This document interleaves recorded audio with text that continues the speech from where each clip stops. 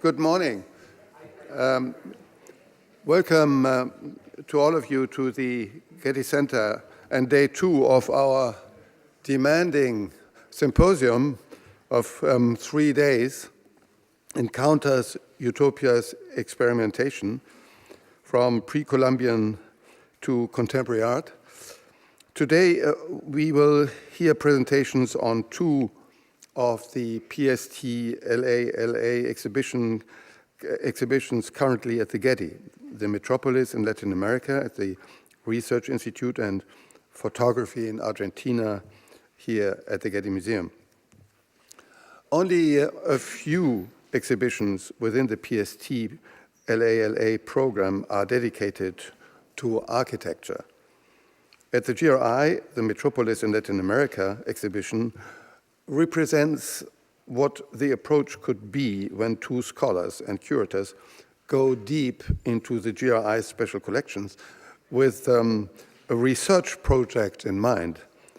We have to thank Idurre, Alonso, and Maristella Casciato to have brought together this very fascinating and revealing exhibition, which almost completely came out of the walls of the Getty Research Institute. How can we describe the astonishing explosion in urban growth and the urge of modernization which occurred to South American metropolises during and after the epoch of independence in the 19th century? It was a time when Latin American countries started a complex process to define their own political and social identities. It is also the moment of important demographic and economic transformations, including the emergence of a bourgeois elite, large-scale migration to cities, the creation of extensive infrastructure projects, and the beginning of rapid industrialization. These changes had a great impact and fundamentally reconfigured the main cities in Latin America, transforming them into monumental metropolises, hubs packed with traffic. The Metropolis in Latin America exhibition reveals how 6 capitals, Buenos Aires, Havana, Lima, Mexico City, Rio de Janeiro, and Santiago de Chile, broke with their colonial past and entered a period of seminal architectural exchanges with Europe and North America. We can learn how the grid of urban centers in pre-Columbian periods was transferred to colonial times and still can be discovered in the modern cities of the 19th century and even today. The exhibition then focuses on the new Republican cities and looks at the transfer of sources and technical knowledge, stressing Latin America's fascination with the Parisian Grands Travaux of the Second French Empire, and ends with a section about the reinterpretation of pre-Hispanic, Spanish, and Portuguese motifs, and the work of a new generation of architects who, in the first half of the 20th century, had a visionary and very modernist approach to city design. The first 4 speakers of the day will address some of the most relevant topics present in this exhibition, including the social, political, and cultural events that allowed the urban changes, the transformation from the colonial city to the Republican city, the exchanges with foreign architects and planners, and the appropriation of the pre-Hispanic past. There are also very few exhibitions within PST exclusively devoted to photography. Idurre, Alonso, and Judith Keller, former senior curator and head of the Department of Photography at the Getty Museum, spent 3 years researching and organizing photography in Argentina, 1850 to 2010, contradiction and continuity. The exhibition examines the complexities of Argentina's history over 160 years, emphasizing the heterogeneity of its realities, the creation of contradictory histories, and the power of photography in the configuration of a national iconography.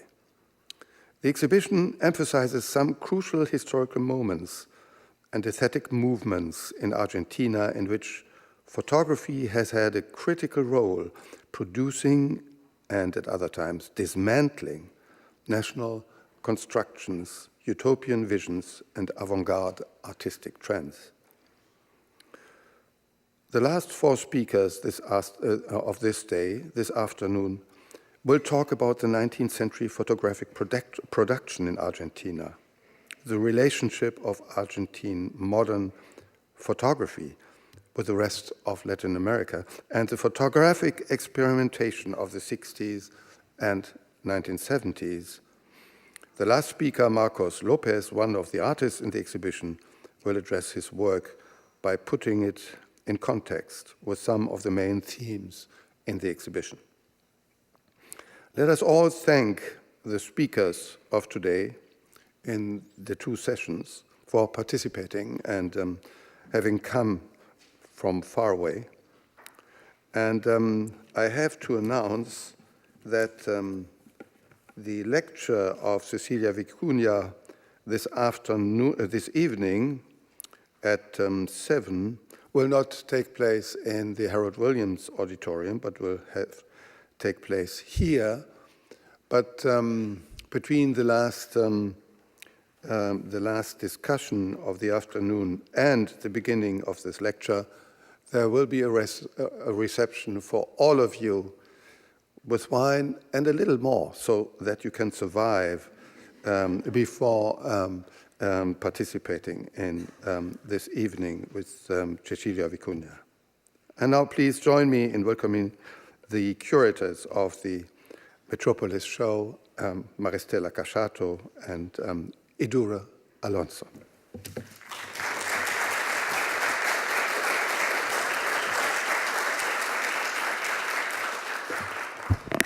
Good morning, buenos dias, bon dia. I mean, it's a pleasure to see you all.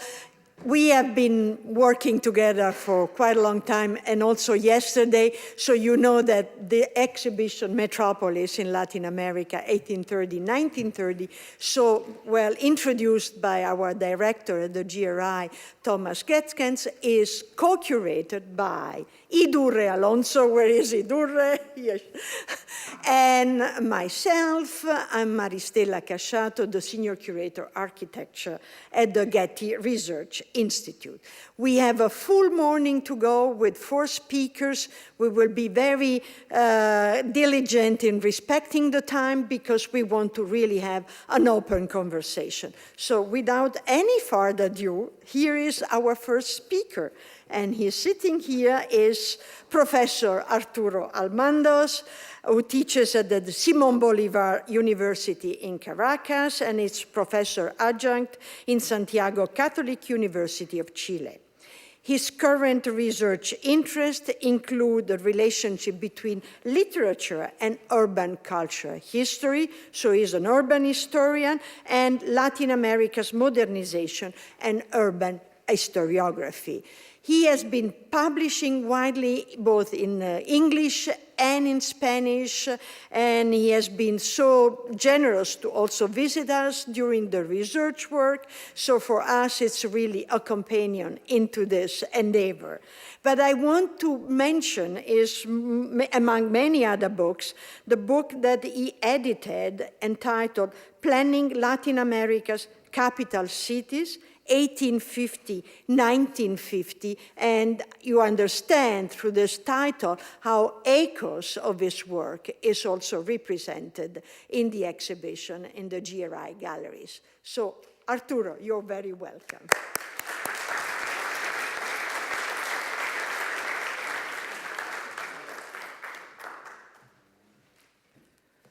Well, good morning. Thanks to all of you for being here, for your interest. I would like to start by thanking the Getty Research Institute, not only for the invitation for the symposium, but also for thinking of me for advising the project to some extent with Maristella Casciato and Idurre Alonso, the curators. It has been really a pleasure to work with both of you, and very revealing experience for me. in the sense that I had never worked really in an exhibition as such. What I'm going to present here is, well, as Maristella mentioned, is drawn from a research line that I have developed for more than 10 years about the modernization in Latin America, grossly speaking, in the Republican period. No? From a panoramic perspective, the paper intends to highlight some demographic, economic, political, and cultural changes that shape the background against which Latin America's cities turned into metropolises from the 1830s through the 1930s. During this time span, most of the countries southwards of Rio Grande became national states after reaching independence from Spain and Portugal in the 1820s. With the exception of the southern cone, during that period, the region was predominantly rural, in spite of the fact that we are seeing really an urban Latin America in the exhibition. Though teeming metropolises that epitomize national projects of modernization clearly emerged by the 1930s, the end of the exhibition. By then, many countries experienced an urbanization catalyzed by foreign and internal migration, alongside an incipient industrialization amidst the effects of World War I and the Great Depression initiated in 1929. In parallel with these various changes, the paper intends to highlight the technical and cultural transition from the European-oriented predominance that informed the post-colonial era and the Belle Epoque, followed by the growing Americanization that permeated Latin America from the Roaring Twenties. The intellectual debates and imaginaries prompted by that cultural takeover are fundamental for understanding the local elite's stances in relation to dependence from foreign metropolises, an issue that has marked the region from its very discovery and occupation by Western conquistadors. Oops, sorry. Postcolonial changes. By the 1820s, most Hispanic American nations had achieved independence, and 1830 saw the disintegration of the Gran Colombia and the birth of Ecuador, Nueva Granada, and Venezuela as independent states. This was followed in 1838 by the separation of Central American republics, which completed, one could say also with the creation of Uruguay as an independent state by those years, a map that reproduced to a large extent the boundaries established by the Bourbon reforms of the late 18th century.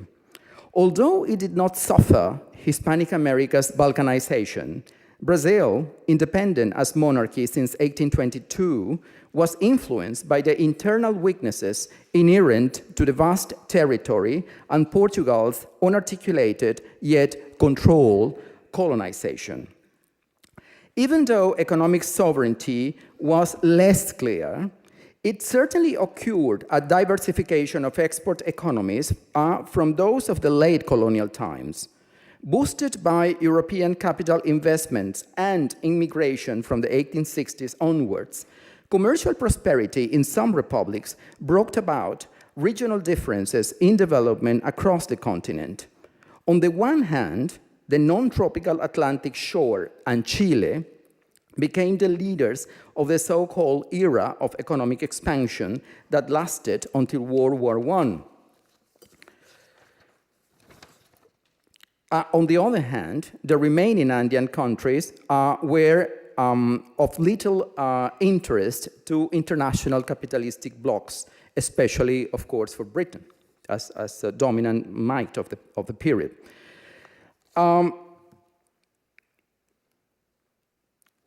Despite economic diversification and political independence, there were no major changes in Latin America's urban geography until the second half of the 19th century. Since the 1750s, there had been an obscure period of urban stagnation, rather, whose gloomiest phase coincided with the peak of civil wars that devastated the new republics in the early years of independence. Among other effects, political volatility brought about a process of decentralization and ruralization of the backward societies, what caused further stagnation. And these images taken from travelers of the early Republican period just illustrate, as some other in the exhibition, how little the urban profile, the urban image of the early Republican city had changed in relation to colonial times. This was the backdrop against which emerged the dichotomy between civilization and barbarism, which spanned the rest of the 19th century and through movements such as costumbrismo and criollismo continued into the early 20th. It intertwined Latin America's conflicts of unionism and federalism, conservatism and liberalism, along with tensions between the capital cities and provinces of the fledgling nations. The debate was pioneered by the so-called 1837 generation of the Argentine intelligentsia, who closed ranks against the autocracy of Juan Manuel de Rosas, an early incarnation of Hispanic America's endemic caudillismo.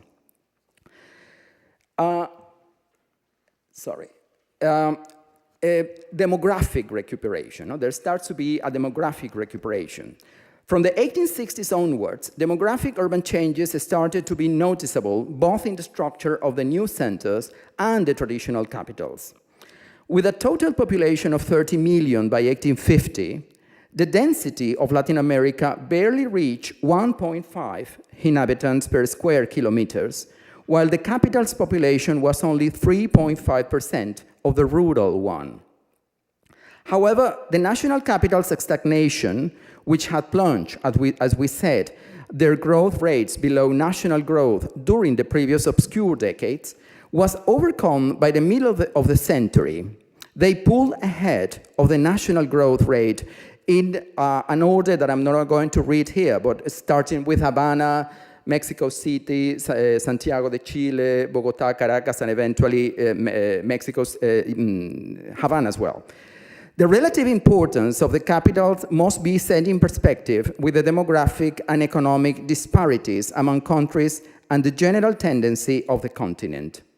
On the whole, former viceregal metropolises such as Mexico City and Lima yielded attraction to capitals of the new expanding economies. And this is, I think this is a very interesting trend that one must bear in mind in order to go through the exhibition. I mean, this relative loss of importance of the former colonial capitals. And of course, we see here as a sample the new railway station in Rio de Janeiro by the mid-19th century. Progress and civilization. The economic and cultural relationship of 19th century Latin America to Europe can be portrayed as a binomial dependence which launched an era of neocolonialism for the young republics. Countries beyond the Pyrenees became the secular ideals of progress and civilization, as it was proclaimed in the Dogma Socialista, published in 1839. And I quote from the dogma: "Revolution is for us progress. Having believed that its condition would improve, America emancipated from Spanish colonial rule, entering from then on the path to progress. To progress is to civilize, or to channel the action of strength to achieving welfare. In other words, to realize the rights of the individuals. Europe is the center of centuries of civilization and human progress." End of the quote from the dogma. The young Argentine generation's manifesto aimed at transcending the republican values of the French Revolution and North American independence. If these movements had inspired Hispanic America's libertarian epic, were not practical enough, and this is very important, to materialize the national projects. This materialization was sought in non-Iberian metropolises, reinforcing political, economic, and cultural links with them cultivated even before the independence. Britain was chosen, so to speak, as the economic godfather of the young republics, whereas France was confirmed as their cultural godmother. And of course, this is a very simplistic way of putting it, but it was a sort of combination of the ideals present at the moment and the countries that sort of materialized them. Britain became the main customer for the traditional staples produced by the new republics, which not only assumed their function as suppliers of raw materials for British industrialization, but also relied until World War I upon British trade and loans for their incipient economies. Although France was economically present in Latin America since the late 18th century, her predominance among the former colonies was mainly social and cultural. As Domingo Faustino Sarmiento pointed out in his Facundo, or Civilización y Barbarie, Civilization and Barbarism, published in 1845, a manifesto, could be said, of the secular dichotomy. Even by the 1820s, said Sarmiento, the Europeanization of Argentina's urban society was already evident or apparent. All Europeans arriving in Buenos Aires believed that they were in Parisian salons, since not even the characteristic French petulance was lacking. Though through the foremost case of Buenos Aires, the Argentine statesman and member as well, Sarmiento, of the 1837 generation, thus foresaw a French-oriented culture which spread across the continent for more than a century.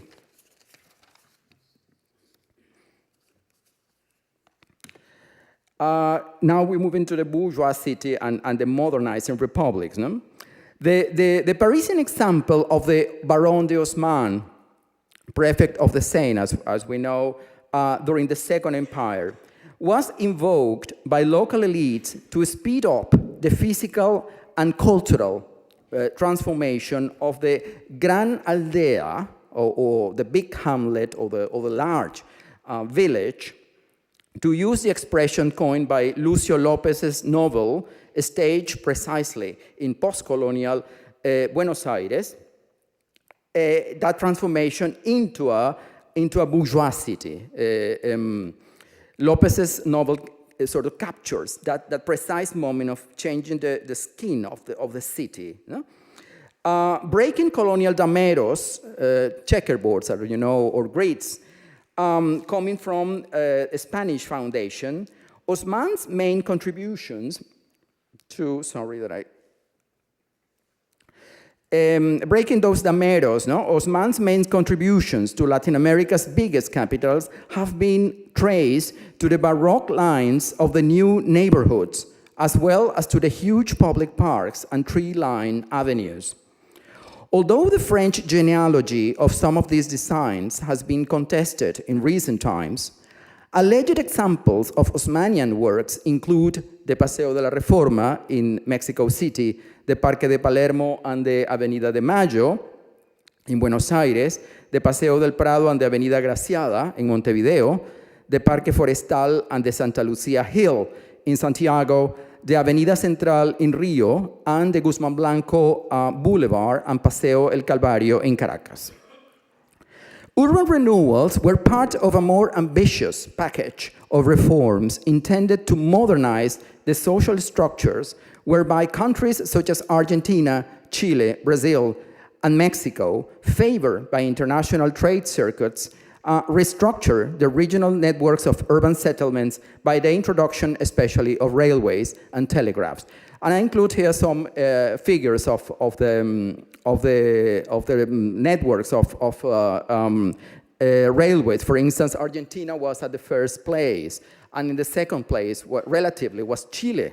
because in absolute terms, Brazil was behind, but it's such a vast territory that it was not enough, of course, for its communication. Whereas Mexico, prior to the Porfiriato, was in the third place. And far behind, for instance, Venezuela and Nueva Granada barely had 100 kilometers railway. It was a very, very precarious condition. In socio-political terms, Latin America's 19th century modernization was led by oligarchies hovering between conservatism and liberalism, led by Chile's institutional continuity and military victories in international conflicts. Let us not forget that Chile defeated Peru and Spain in wars in the second third of the 19th century, and it consolidated its image as a sort of South American Prussia. Those oligarchies sought to become secularized and foreign-oriented bourgeoisies, the most ostensible of which was Argentina's, once the Rosas regime and the Federal War were over by the 1860s. This is a turning point in Argentine history. The progressive agenda, comprising immigration and foreign investment, along with improvements to infrastructure overall, was carried on by states that, as in the Reformist and in Porfirian Mexico, were secularized under the aegis of positivistic notions of order, progress, and civilization. One could say as well the notion of race was very much present in the discussion. Also informing Brazil's transition from empire into republic by 1889, it was an ambitious program that seemed to correspond to the question and guidelines envisaged or pointed out by Juan Bautista Alberdi's Bases, no? Para the foundation of the modern Argentine Republic, published in 1852, for the transformation of what he called the deserts into republics. However, at the beginning of the 20th century and on the eve of the first centenary of Republican life, such ideals were still far from being achieved in many Latin American countries. More in the cultural climate of the Belle Époque, Modernismo, Arialismo, and Belle Époque. By the turn of the century, Latin America's Europeanism was undermined by the United States' growing presence in political affairs. Prior to the latter's humiliating defeat of Spain in the Caribbean in 1898, the United States had decided to enforce the golden rule of the so-called Monroe Doctrine. As we know, America belongs to the Americans, formulated by President James Monroe in 1823, when dealing, they reinforced that, when dealing with the British Empire's territorial dispute with Venezuela, for instance, in the mid-1890s, and in other situations, in other conflicts. Later on, when Theodore Roosevelt rose to power in 1905, the so-called dollar diplomacy in the Caribbean was boosted by the construction of the Panama Canal and what was called Roosevelt's corollary. Namely, if the United States wanted to take over from Europe as continental gendarme, the former should help to overcome the political upheavals and economic crisis in the Caribbean and Latin American republics, especially, but especially in the Caribbean basin. Before its economic and political consolidation by the time of World War I, the United States' ideological conquest of Latin America had to wage cultural battles. At the end of the Spanish-American War in the Caribbean in 1898, Rubén Darío, the Nicaraguan poet and essayist who fathered literary modernismo, the first modernismo, in the Spanish-speaking world, had declared his definitive enmity towards the Caliban, and is his image, who defeated and humiliated the daughter of Rome, the sister of France, the mother of America. And I think these images are so powerful to sort of synthesize the Latin genealogy of Latin America, which was, let us not forget, a concept, a notion that was still being shaped by that time.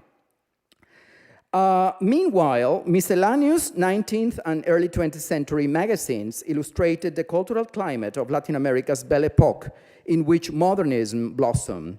Periodicals such as, in order of appearance, Venezuela's El Cojo Ilustrado, 1892, the illustrated lame person, I think is translated, the Revista de América, founded by Darío in 1894, and many other, Argentina's Caras y Caretas, etc., sort of provided or shaped the cultural climate in which the Belle Époque blossomed. And these magazines were full of references to urban transformations in North American metropolis as European metropolises as well.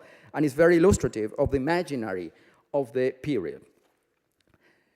In 1900, there appeared a manifesto calling upon the cultural values of Latin America in order to face the materialistic dangers of the new century. Rapidly becoming a bedside book for generations, Ariel, by José Enrique Rodó, featured the Shakespearean character as a personification of the noble spirituality that the young republics of the South should adopt in order to defend themselves against the utilitarian Caliban, his image as well, lurking in the north. The 20th century combat would be highly risky because, according to the Uruguayan writer, the Yankee conquest had already pervaded the Latin spirit.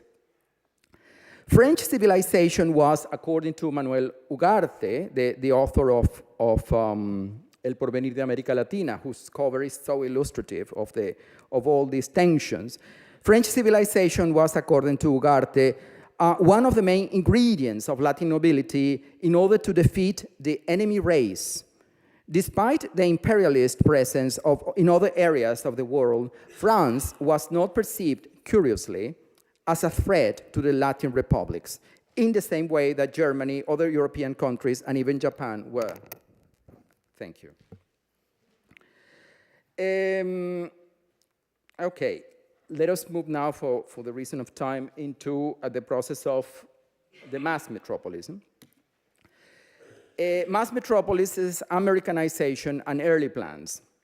The end of Latin America's Belle Époque was to a large extent determined by the transformation of the bourgeois cities into mass metropolises, increasingly seduced by the progressive models of New York, Chicago, and other American counterparts.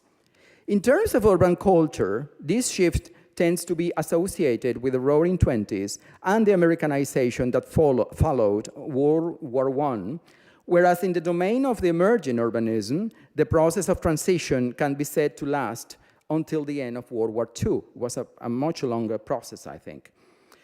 Some of the bourgeois capitals of the expanding economies were replaced by real metropolises by the 1930s. And just to give you a figure of Buenos Aires, it jumped from 663,000 people in 1895 to more than 2 million in 1932.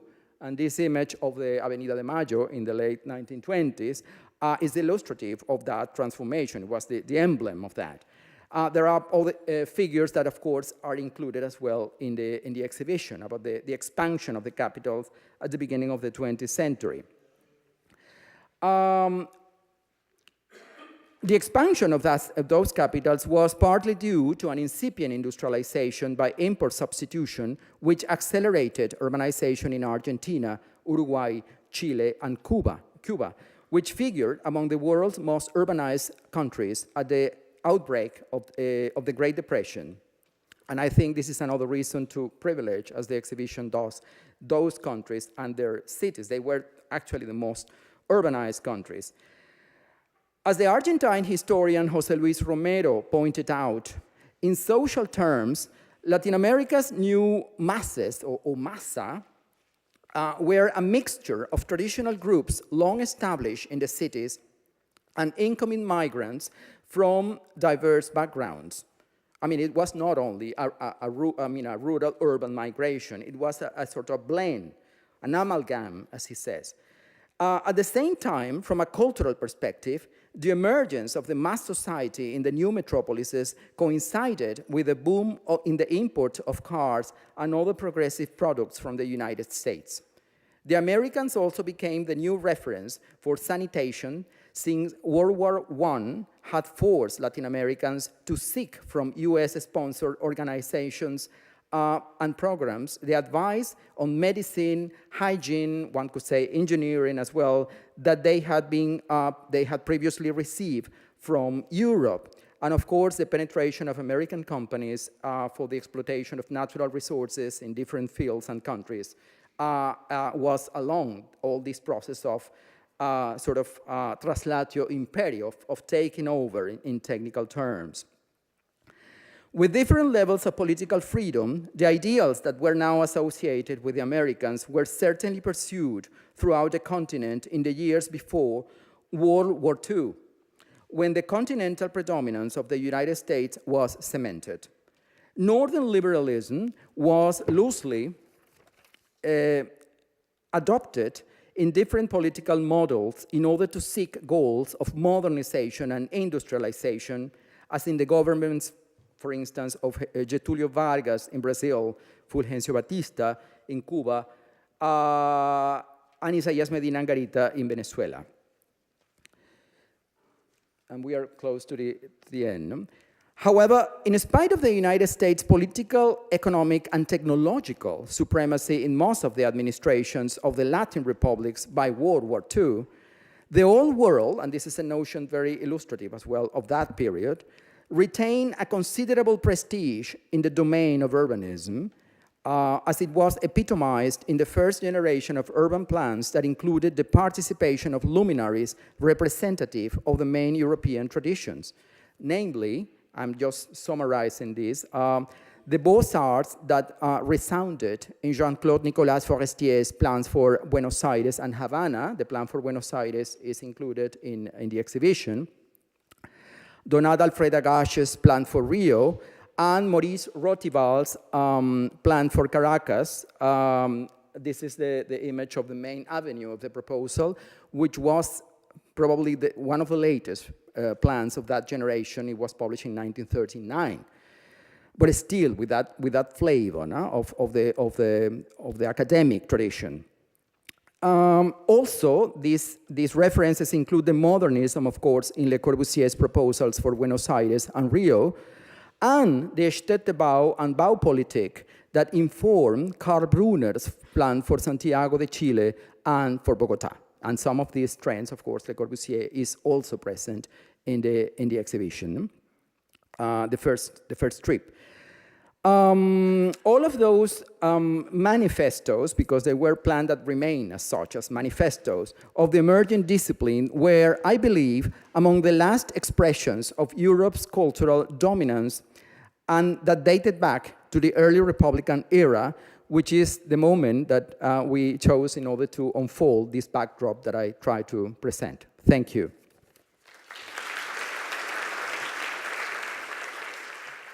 So we keep going on this approach, pre-colonial, post-colonial, in between, and I'm extremely pleased to introduce Jorge Rivas Perez. He is the Frederick and Jan Mayer Curator of Spanish Colonial Art at the Denver Art Museum. He has curated many exhibitions and publications broadly on Spanish colonial art and Latin American architecture and design. Specifically, I still recall his exhibition titled Moderno, Design for Living in Brazil, Mexico, and Venezuela, 1940-1978, at the American Societies in New York, the second venue, we are very pleased to announce, of the Metropolis exhibition. But among other publications, Jorge Rivas has also authored a book which we all consider very important, titled Power and Piety, Spanish Colonial Art for the Cisneros collection, another collection that's very well known here at Getty at this point. I wish to specifically thank Jorge Rivas Perez, because in the exhibition, The Metropolis, we have two great images in the first section on the introduction from the collection at the Denver Museum. Many thanks for collaborating. Please welcome Jorge Rivas. Thank you.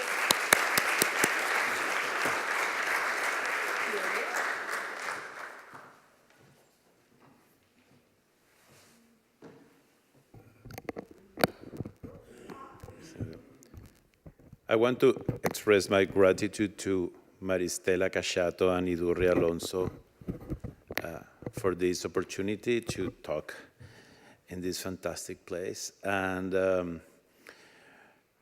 also you for coming on Saturday morning. It will take like the 3 days to explain the dynamics of change of the colonial city in Latin America. And in this short lecture, I will mention a couple of aspects that I consider relevant for the exhibition. One of the most fascinating documents of colonial Peru is the 1710 inventory of the household goods of the Marquis of Casteldosrius, a Catalonian, Don Manuel de Ons de Santa Pau at the Viceregal Palace in Lima. Educated and ambitious, Casteldosrius was ambassador of Spain at the court of King Louis XIV. And when King Charles II died, Casteldosrius announced to the French king that his grandson, the future Philippe Quinto, had inherited the Spanish throne. As a reward, among many other honors, the king granted him the viceroyalty of Peru. Casteldosrius was officially appointed Viceroy of Peru in June 1702. However, it was not until July 7, 1707, when he was able to take possession of his position in Lima. The new viceroy traveled with an enormous entourage and introduced French customs and styles into the viceregal court. It was the beginning of the Bourbon changes that took over Spanish America. According to the inventory, there was a room at the palace that was particularly lavished. Its furnishings included gilt furniture with crimson damask upholstery and gold trimmings, a large number of mirrors with gilt frames, and precious objects from all over the world. So we see here the line where this section of the inventory. But what is important is this, because it's La Casina en el Jardín, the little house in the garden, where all these wonders were at the Viceregal Palace. We know very little how the Viceregal Palace in Lima looked during the early 18th century, because since the building was erected in 1535 by Francisco Pizarro, it had undergone countless renovations. The Viceregal Palace was the seat of the viceroy, an alter ego of the monarch. Therefore, the building was the nerve center of viceregal power and was regularly embellished and updated. A painting of auction a few years ago supposedly portrays a view of the palace courtyard, and it is possible to see the gardens and the little house listed in Casteldosrius' inventory. It's kind of hard to see this little house here with a palm tree on top. And dwellings of the period might have a little orchard in the backyard with some fruit trees, but really never an elaborate garden as shown in the painter. The idea of having a little pavilion in a garden today might seem very common, but at that time in Lima, it was a revolutionary proposal. We need to think that in the early colonial times, viceregal palaces were built as small fortresses. And we have here in Mexico the viceregal palaces, on which gardens and little pavilions were absolutely out of place. Until the late 1600s and early 1700s, there was really little fortresses as viceregal palace. And we have the palace in Mexico City here, before 1692 when it was burned. And we can see that the palace is like a little castle, like a little fortress. Since Europeans arrived into the New World, they saw the natural world both as a source of wonder, but also as an unknown territory full of danger. This engraving by Giovanni Stradanus reflects this contradiction. On one side, Amerigo Vespucci is portrayed elegantly dressed, holding an astrolabe and a staff with a banner, with a cross, while awakening sleep in America. A naked woman wearing a feathered hat on a hammock, which is surrounded by wild animals and plants, and in the background, a group of cannibal Indians are roasting a human leg. And this was a compendium of everything Europeans fear about the New World. You have to think, Vespucci in the Renaissance Gucci of the time, very well dressed with the GPS in hand, and the poor America sleeping naked and, a little bit molested by Vespucci. Founded in 1486 and rebuilt in 1502 on a plateau on the mouth of the Ozama River, Santo Domingo is the oldest continuously inhabited Spanish settlement in the Americas. It set the standard for Spanish colonial cities that were conceived as places in which native communities and the exuberant natural world of the Americas had no place. Considered the first new city of the colonial period, Santo Domingo's design was based on a grid system, with blocks organized around the main plaza and with wide, straight street. And that was a big change contrasting with the medieval cities in Spain. It was a functional design approach based on Renaissance notions of geometric order and on rational ideas loosely inspired by the Roman castrum or the military campus design. Regarding the various chronicles of the time, I found particularly intriguing the Florentine Galeotto Cei, who wrote Viaggio e Relazione delle Indie between 1539 and 1553, because he talks about the New World in a more truthful way. He depicts Hispaniola, as it probably was in the 1540s, a society mostly composed of low-class, unscrupulous individuals, a desperate place rather than a prosperous society that resulted from the riches and the wonders of the new continent. However, he describes the newly founded Santo Domingo as a magnificent city, open quotes, beautiful with many buildings and houses, so I did not see surprising greatness in Spain, end of quotes. However, in his very accurate account of the city, he doesn't mention gardens or green spaces. What he describes in details are the fortified walls that protect the city, the numerous houses, churches, and monasteries, but no mention of green spaces. And we see this view of Santo Domingo. It's really, we see the walls, the straight streets, and the main plaza and the cathedral. Lima, founded in 1535, offers a good vision of how the colonial city grid model was successfully adapted to different geographies in continental South America.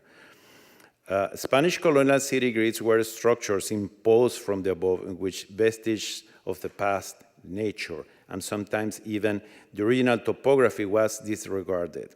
A clear division was established between the European enclaves and the untamed land, often inhabited by Indians, which surrounds colonial settlements. The only green spaces are the orchards that we see on the periphery of the city, inside inside the large convents of monastery. And I really like this plant of Lima that we see that, I don't know if I can see it. We have, near the city walls, we have all the orchards. There are no gardens here. And then sometimes inside the convents that we have this space. But the rest is really is built environment. After the establishment of several successful but loosely regulated towns in the late 1500s, the Spanish crown administrators realized that colonizing an enormous continent was a monumental enterprise that required precise provisions and regulations. As a result, an orderly city planning model based on a square grid, damero, with a main square as its center was imposed all over Spanish America. This model, enacted in early settlements such as Santo Domingo, was normalized and systematized in the 1573 Law of Indias, the Leyes de Indias, which also regulated the interactions between settlers and natives. This is a very important aspect. We have here a map from Caracas, founded in 1567, which is a classical example of how the model was used. I'm dealing here in this lecture, as you have seen, with three cities, Lima, Mexico City, and Caracas. Caracas as a provincial city, I think, is a very good example. So never before in the history of the Western civilization was such an ambitious undertaking so successfully accomplished. From the 16th century to the early 19th century, thousands of new towns were founded and developed following the very precise regulation of the law of the Indies, regardless of the geography, climate, and the specific conditions of each place. In theory, the great city had the possibility of infinite growth by replicating the existing pattern into areas of new development. The model was designed to keep nature, Indians, and unwanted people in general outside the city walls. Such was the fear of nature as a source of disease and danger that still in the 18th century, it was considered inappropriate within city limits. For example, between 1713 and 1714, the governor of Caracas, José Francisco de Cañas y Merino, ordered to clear all the trees in the city. He enforced his decree by his own hand, accompanied by a group of Indians wielding axes and machetes, and by 100 armed soldiers that suppressed any dissent. He was a kind of a bad hombre of the time.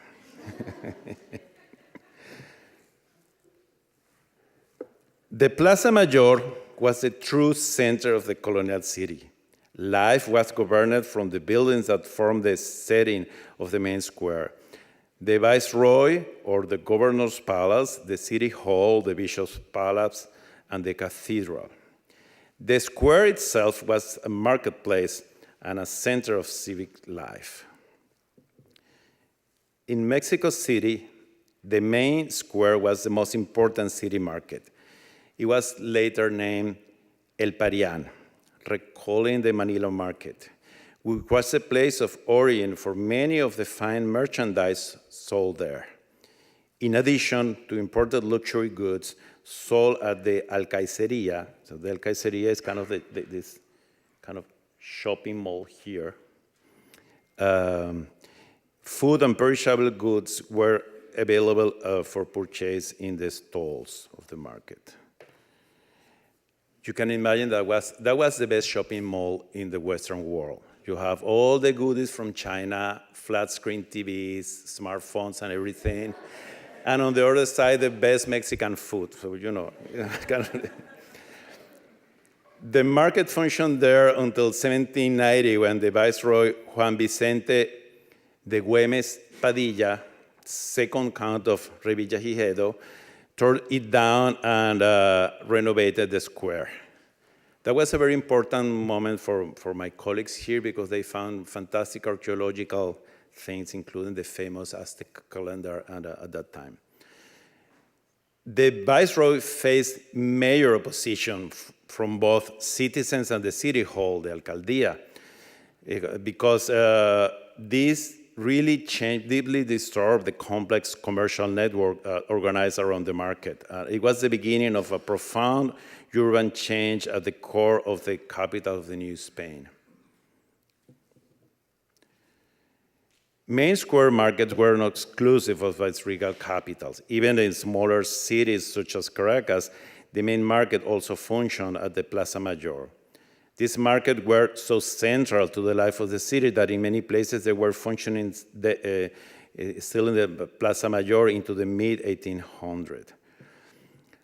After the revolutionary wars of independence in the 1810s and 1820s, most of Spain's former colonies imploded in a destructive and deadly period of civil warfare that continued through the second third of the century.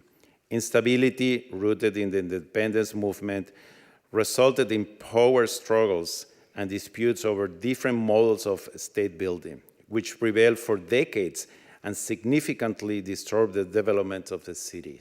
This is something that Arturo just mentioned. However, as political stability was regained in the last third of the 19th century, conditions changed and cities grew. Liberal reforms, foreign and local investment, immigration, and internal migration made the colonial city structure obsolete. Economic development brought a post-colonial city model inspiring the European bourgeois city, with Second Empire Paris as its paradigm.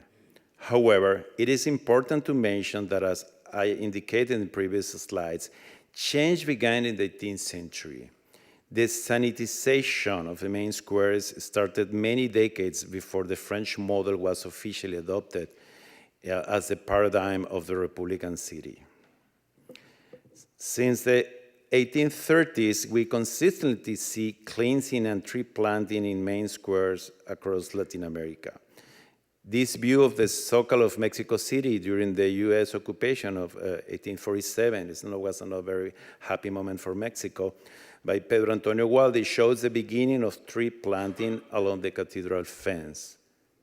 It seems that this is not the, okay, yeah. We see here this first line of trees. As the century advanced and more changes were introduced, we see in this image the Plaza de Armas in Lima in the 1870s turning into a park with lots of vegetation as a result of planting of trees and the installation of gas lighting in the 1850s. This photo is on the exhibition. And we see a tame natural landscape that in the past was banned from public spaces. And it became central for the new city order. The green imprint of the main square will probably have horrified Limeños a few decades earlier. The same idea was developed in Caracas under President Guzmán Blanco in the 1870s. The old market stalls were demolished and trees and grass planted, and probably Governor Cañas y Merino was probably turning in his grave when that line of trees was planted in front of his house. Today, the Plaza Bolívar is like a little forest in the middle of the city, as those same trees are more than a century old. By the end of the century, main squares became lush green space with fully developed trees. By that time, all traces of the old colonial squares with markets were completely erased. Despite the fear that the natural world initially inspired among European colonizers, the regal elite enjoyed nature, gardens, and country life. Cities were surrounded by large estates, which often included casas de recreo, or country houses, with gardens, orchards, and which were really great locations for entertaining guests. Some of those villas were quite impressive and include elaborate gardens with fountains, such as the Quinta Presa in Lima, erected in the 18th century by the Castillo de Albornoz family. However, as a rule, In colonial cities, parks and green space in general were always located in the peripheral areas, which was the case of the Alameda or gated parks, a name which has its roots in the Spanish word for poplar trees, álamos. The most famous was the Alameda Central in Mexico City, built in 1592, which is the oldest public park in the Americas. And its construction gave rise to a group of similarly designed and named parks across the region. In this famous view of Mexico City by Juan Gómez de Trasmonte, we can see that still in the 1660s, around 70 years after its foundation, the Alameda Central was still on a peripheral location. So we can see here, it's the city, and then the Alameda is really here. It's just on the edge of the city. More than a century later, in 1782, we still can see that although now surrounded by buildings, the Alameda continued to be located on the edge of the city. So we see here that it's really close to this area that is really on the edge of the city. Almost every important Spanish colonial city had an Alameda. Lima, for example, had the Alameda de los Descalzos, commissioned in 1611 by Viceroy Juan Mendoza y Luna, Marquis of Montes Claro. It was rebuilt in the 1770s by the Viceroy Manuel Amat. And this is kind of also a photo from the exhibition. As we can see in the 1748 map, Plano Escenográfico de la Ciudad de los Reyes o Lima, capital de los Reinos de Perú, by Jorge Juan and Antonio de Ulloa, the Alameda de los Descalzos is located in the very edge of the city, on the opposite bank of the Rimac River and outside the city walls. And it's really hard to see because the Alameda is here. You know, it starts really, this is the Plaza de Armas. So you see the walls. Again, all the green spaces on the periphery. And on the other side is the beginning of the Alameda.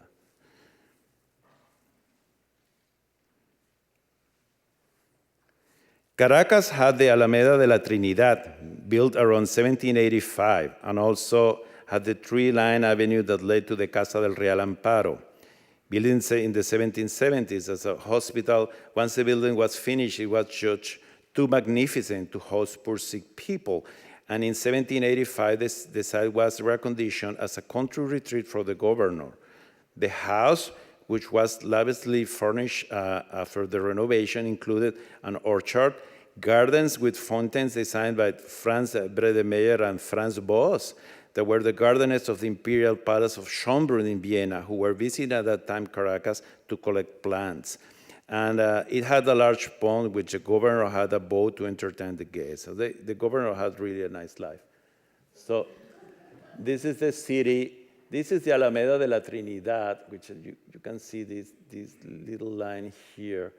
And outside the city was this long Alameda, and this is the mansion of, the country house of the governor.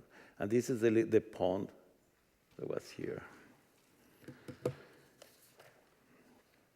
The model for all these public parks in Spanish America was the Alameda de Hércules in Seville, or simply the Alameda. Built in 1574, the Alameda is the oldest public garden in Spain and Europe, and was certainly a novelty at the time.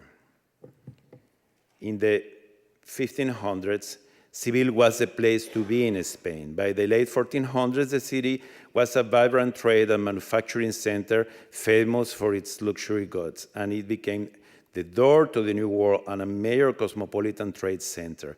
Wealth, finance, the arts, and the educated elite of Seville embraced the values of Italian humanism, including the interest for the classical world and the type of idealized civic life associated with ancient Rome. Public gardens and promenades provide the perfect setting for the new humanistic society promoted by the civilian intelligentsia. This model set the path for the rest of the empire, including Spanish America. Starting in the late 1500s, large urban interventions became symbols of imperial power for the changing Spanish dynasty. If in the 16th century the Casa de Austria was associated with projects such as the Plaza Major in Madrid, in the 1700s the Bourbons were linked to the major urban renovations such as the Paseo del Prado and other works promoted by Carlos III in the 1760s to embellish the imperial metropolis. So we see really this kind of a promenade of a French inspiration that became kind of the norm in the cities. Built in 1778 by order of Antonio María de Bucareli y Ursúa, Viceroy of New Spain, Paseo Bucareli was inspired by the Paseo del Prado in Madrid, and it is considered an antecedent of the new avenues of the 19th century and early 20th century that led to the expansion of the colonial cities. It is not a coincidence that such a major project in Mexico City was promoted by a prominent member of an important merchant and banking family in Seville, which was of Tuscan origin, because Bucareli belonged to this network of families. Embellished with lines of trees, fountains, and roundabouts, Bucareli became one of the favorite places in the city to stroll and to be seen, because that was, the main role of the Alamedas. In the 19th century, sculptures that embellished reflected the political and ideological views of the new nations replaced monuments associated with the Spanish era in public spaces. Monuments dedicated to José de San Martín, liberator of Argentina and Peru, the Chilean independence hero Bernardo Higgins, and Simón Bolívar as a key figure in the independence of the Gran Colombia, started to populate plazas and alamedas of Latin American cities. Reform and embellishment, which expanded into the peripheries of this, and in a centrifugal pattern, deeply disrupted the centrality of the Spanish colonial city model, profoundly altering the dynamics of daily life in the old city centers. This photograph, which captures an important political moment in the history of Mexico, also embodies the death of the colonial city and the end of this lecture. The Statue of Victory, a temporary monument erected in the center of the Zócalo that marked the triumphal entry of President Benito Juárez into Mexico City on July 15, 1867, when he overthrew imperial rule and restored the Republic. The photograph also demonstrates how the successive renovation of the Zócalo since 1790 transformed the main square of Mexico City from a marketplace into an open-air cultic space for the fathers of the homeland. Now charged with symbolic meaning and embellished with lush vegetation, the square became a place deprived of the daily life activities that for centuries sustained the economic network of the colonial model. As vegetation trespassed into the city walls, colonizing the Plaza Major, the core of the old city, the changing uses and the nature of the urban space, as well as supplanting much of the human presence, the orderly city was subverted. Under this new model, many everyday life activities moved beyond the original city limits, and other considerations such as hygiene, functionality, transportations, and convenience became central for the post-colonial metropolis. A new type of extended city that no longer needed an orderly structure to exclude nature and unwanted people emerged. Thank you.